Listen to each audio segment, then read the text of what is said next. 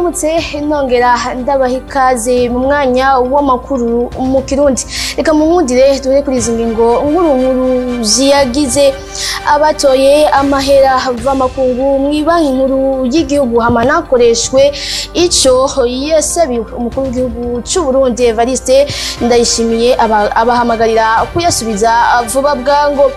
Abanyagihugu bo mu makartier atandukanye mu gisagara ca Bujumbura barasaba abajejwe igisata c'amazi kugira ico bakoze kuko ikina ryayo rigisibije. Aya n'ayandi ni mukanya.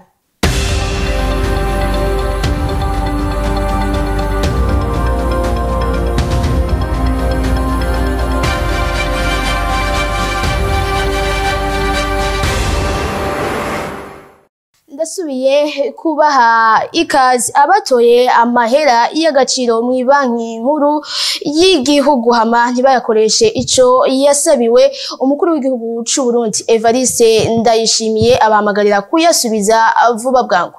Hariho ikintu kimwe rero muri ibwo gukingira itunga ry'igihugu. Nababwiye ko twari twagize igitero ku bijanye n'ubutunzi baraduteye mu Burundi. Nimwiyumvire nk'abantu bahaye amadolari bagatwara muga ntibigere bazana ivyo bagiye kugura. Nuvuga basahuye uBurundi. Mubahanure. Uwuzi ko yarose amadolari agiye kwemporota ikintu akizana. Ntitwirirwe turasitana turonderana kuko urumva barazwi ku mazina.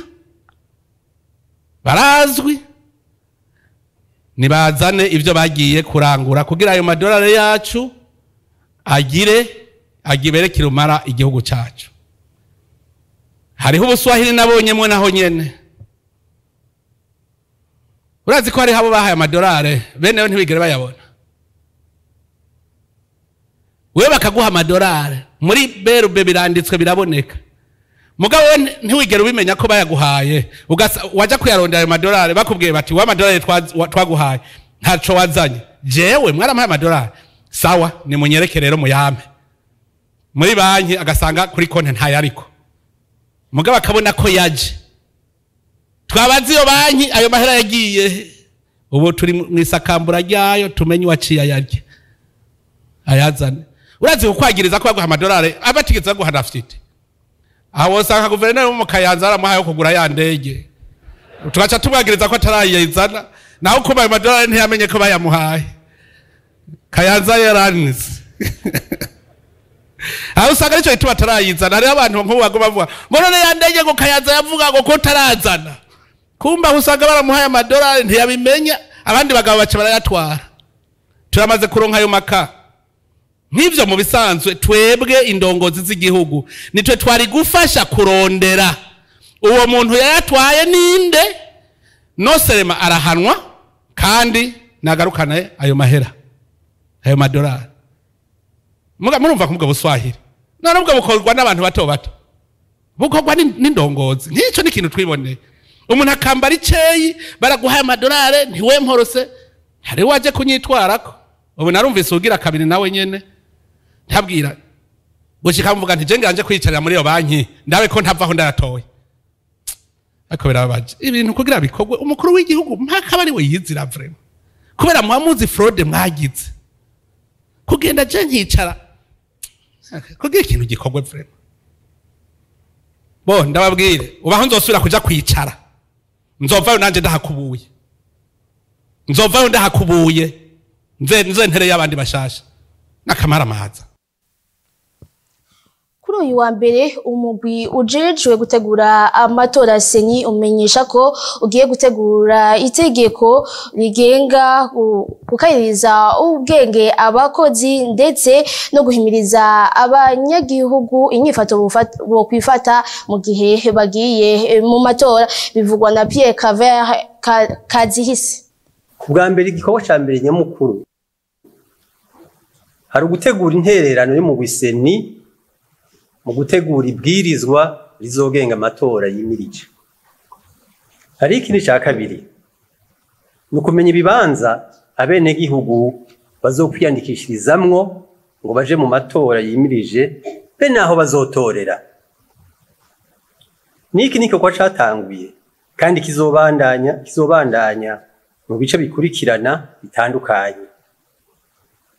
Iki gikorwa naco nyene gitegezwa kwisunga iribwirizwa rishasha turyasubiyemwo iringanizwa ry'igihugu kuva mu ntara gushika ku mitumba na quartier.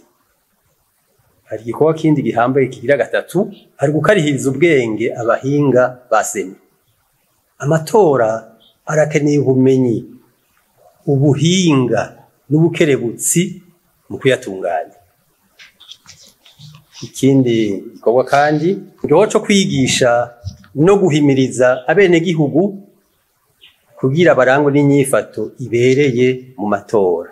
Iki kirahambaye cyane kuko amatora meza igihugu gikeneye kandi anezera benshi ashikwako iyo igihugu kirimo amahoro, kirimo umutekano n'ituze. Hasubiye kwibonekeza ikena ry'amazi mu makaritiye amwe iyo mu gisagara ca Bujumbura, abanyagihugu bagasaba abajejwe igisata c'amazi kugitorera umuti. Arlette Mugisha. Mu makaritiye amwe yo mu gisagara ca Bujumbura nka Cibitoke, Jabe, Bwiza na Kinindo baramaze igihe bataronka amazi, aho bayarose naho akaza ku masaha yo mwijoro, ahandi akaza umwanya muto ku murango nk'uko twabibwiwe na bamwe mu bene gihugu twaganiriye. Akunda kuza saa 7 y'ijoro, saa 11 z'ubuca abakame. Kubera amazi keshi tuyatuma kwikinga, tukaza ku niho tuyatuma n'amakinga, ibidimwe cyo tuyigura hagati ya 500 n'amajana 7. Mwijawe kuva nko mu kwa gatandatu amazi aragenda, hagihaza saa 6 z'ijoro. Urumva yo tavyise saa 6 z'ijoro kuvoma, bukeye mu gatondo usanga amazi yagiye, ntitukimesa impuzu naho zishaka mu mazi ngo umese, uriko uravoma ubwo nyamazi acagenda. Urumva uvyuka saa 9 z'ijoro usinziriwe ukabura umwanya wo kuvoma cyangwa ukibagira, usanga amazi yakana. Bagasaba igisata kijejwe ivy'amazi gutorera inyishu ico kibazo, kuko haba abadandaza bo mu mazu y'uburiro canke abo mu mazu bibatera ikibazo mu kazi kabo ka buri munsi bakora.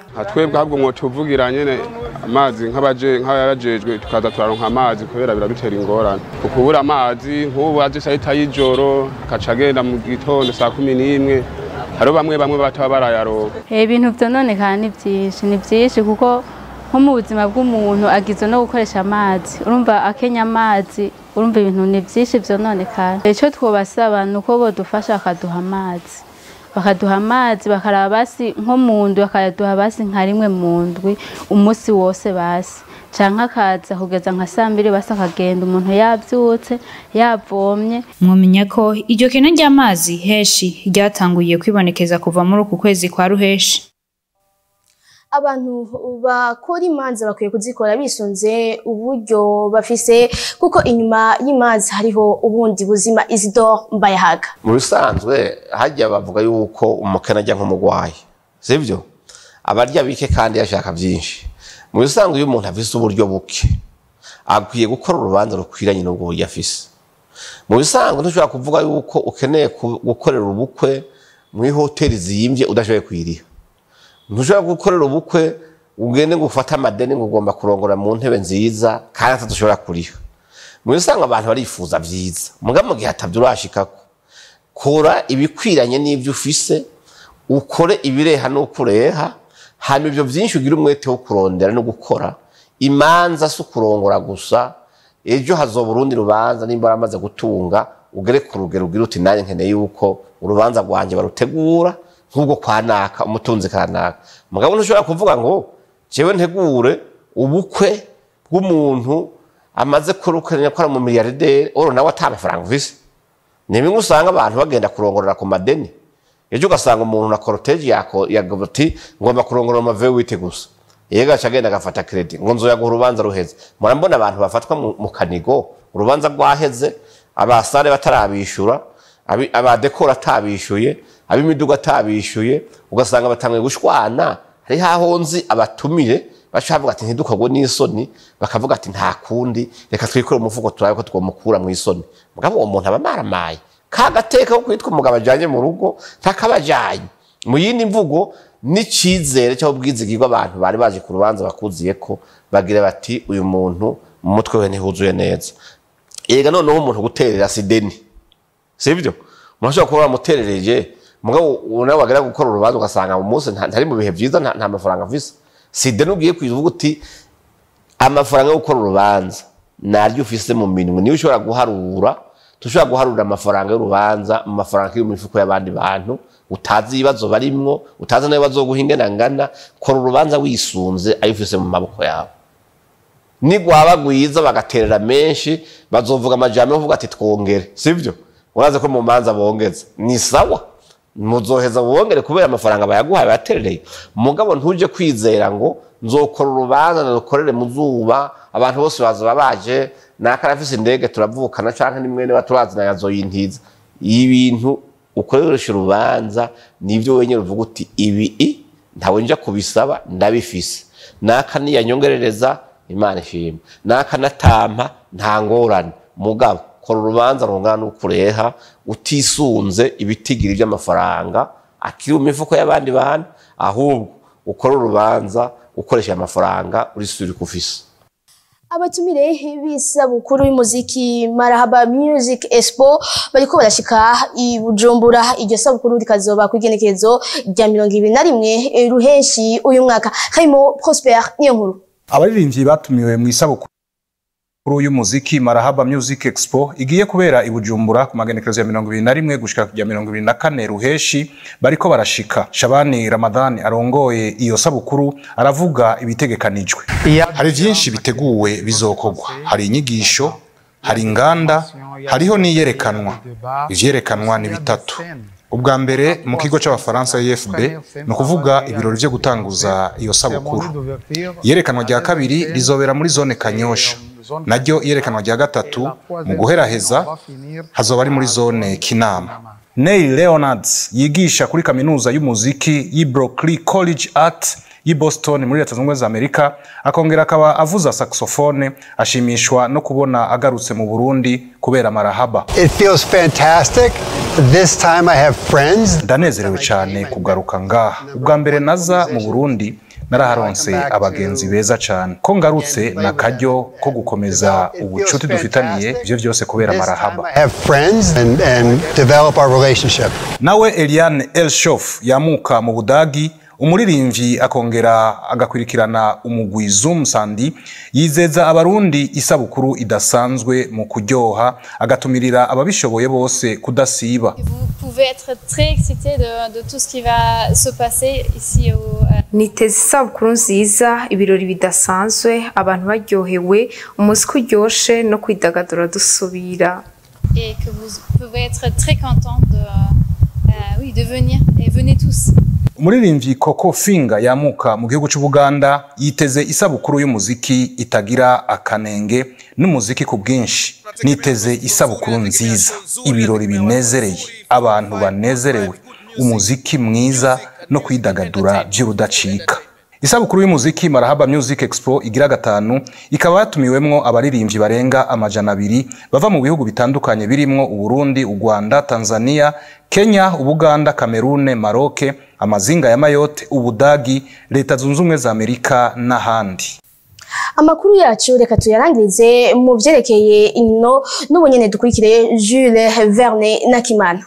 Navuga mu ntoke here ku mugizerukira gihugu yukibandanya yitwara neza mu rukino rw'amaboko basketball Uburundi bwaraye butsinze igihugu ca Tanzania amanota 77 kuri 63 urukino rugira kabiri nyuma yo batsinze igihugu ca Sudani y'Epfo amanota 57 kuri 42 mu nkino za FIBA Afrocan ziriko zibera mu gihugu ca Tanzania bakaba basigaje urukino ruza kubahuza no munsi n'igihugu ca Eritrea hamwe n'urundi ruzobahuza n'igihugu c'u Rwanda ku munsi wa gatatu. Nayo mu nkino z'amaboko volleyball umugwi wa Rukinzo barutahukanye ibikombe bibiri inyuma yo gutsinda umugwi wa Amikal amaseti 3 kuri 1 bakaba batahukana igikombe nyuma yo gutsinda Amikal hamwe n'ikindi bahawe ko barangije ihiganwa araba mbere. Ku ruhande rw'abigeme umugwi wa Muzinga ni watahukanye igikombe kuko barangije ihiganwa ari wo wa mbere. Umugwi wa Gendarite Club nawo utahukana igikombe nyuma yo gutsinda Muzinga ko ari wo watsinze ihiganwa ryo kurangiza. aho niho duciye turangiriza amakuru yacu y'uno munsi. Reka ndabashimire mwebwe mwese mwariko muradukurikirana, shimire bagenzi banje badufashije kutokanya ano makuru, shimire kandi n'abari mu buhinga bw'ivyuma. Ndabasabe kubandanya mukurikirana ibiganiro bya BTV Burundi, mugire aho muba mwubahwe naho utaha.